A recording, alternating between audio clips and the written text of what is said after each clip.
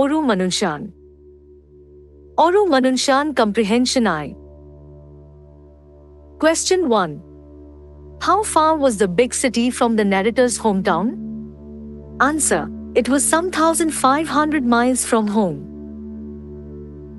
Question 2. Where did the narrator stay in the big city? Answer. The narrator stayed in the city in a very small, dingy room on a dirty street. Question 3. For money, people would do anything, even. Answer. Commit murder. Question 4. What was the narrator doing to earn a living? Answer. The narrator was teaching English to some migrant laborers from 9:30 till 11 in the night.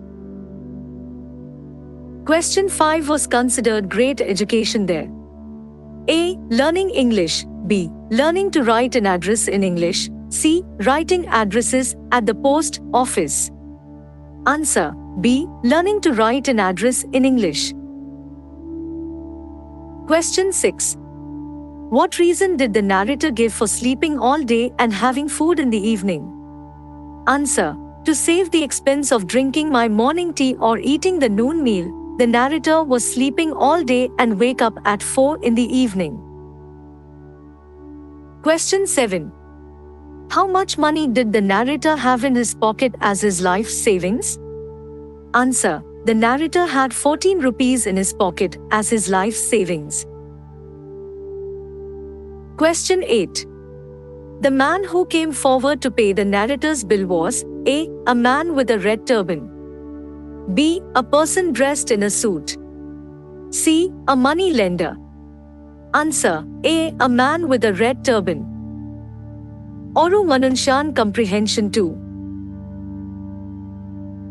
Question 1. Describe the people and the place where the incident took place.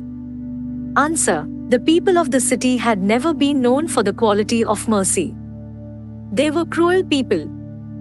Murder, robbery, pickpocketing, these were daily occurrences. By tradition, the people were professional soldiers. Some of them went to distant places and lent out money on interest. Many others served as watchmen in banks, mills and large commercial establishments in big cities. Money was highly valued by them. For money they would do anything, even commit murder. It was quite a big city in the valley of a mountain, some 1,500 miles from home. Question 2. What was the routine of the narrator in the city? Answer. The narrator carried on a profession there in the city. He was teaching English to some migrant laborers from 9:30 till 11 in the night. He taught them to write address in English. Learning to write an address in English was considered great education there. He must have seen people who write addresses at the post office. They were paid anything between 1 anna and 40 to 4 annas for writing an address. In those days he would sleep all day and wake up at 4 in the evening. This was to save the expense of drinking my morning tea or eating the noon meal. Question 3. Give an account of the embarrassing experience of the narrator at the restaurant. Answer. One day the narrator dressed up in a suit. He had a wallet in his coat pocket. He had 14 rupees in it for his life savings at the time. He entered a crowded restaurant. He ate a full meal consisting of chapatis and meat curry. He drank tea as well. The bill came to 11 annas. He put his hand in his coat pocket to pay it. He was embarrassed that his wallet was not there. Someone has picked his pocket and taken away his wallet. Question 4. A stranger saved the day for the narrator. How? Answer. As the narrator lost his money, he had no hope to escape from the restaurant. At last he heard a voice saying he should pay the money. There stood a fair-complexioned man, 6 foot tall, with a red turban and white trousers. He sported a handlebar mustache and had blue eyes. He paid 11 annas. Oru Manushyan Comprehension 3. Question 1. Does this story talk about transformation in a person? Discuss. Answer. The narrator had no definite plans and goal for his life. He was wandering around far away from home. The great change in the life of the narrator was taken place was that one day the narrator went to a big city in the valley of a mountain, some 1,500 miles from home, the inhabitants of which had never been known for the quality of mercy. He stayed in that city in a very small, dingy room on a dirty street. He did teaching the migrant laborers from 9:30 till 11 in the night there. Before he had no job, then he is very busy in teaching the migrant to write address. The people were paid anything between 1 anna and 4 annas for writing an address. The narrator had the good job to give education. This is a good transformation in his life specially. Question 2. Do you think the restaurant keeper was overreacting when the narrator could not pay the bill? If so, what accounts for his behavior? Answer. The restaurant keeper should be funny. He ridiculed the narrator in front of the customers.